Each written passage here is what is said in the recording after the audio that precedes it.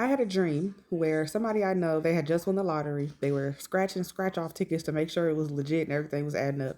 When she saw me, she jumped up and hugged me. She said, "Oh, can you pray for me?" I said, "You know I will." And so her son was like, "Well, God don't work for me." And I said, "Well, have you ever tried him?" And he said, "No." I said, "Well, that's like saying you can never learn how to drive a car when you've never even gotten behind the wheel. How do you know if you never tried it?" I say that to say because when I first got saved for real, like when I decided to actually give my life to God and get serious with Him, right? Because some of us grow up in the church, but the church don't be in us. When I decided to get serious with Him, I knew I had to do everything that I could do, and I had to stop doing everything I knew I wasn't supposed to be doing. And He showed up for me, and He showed up for me significantly, without a doubt.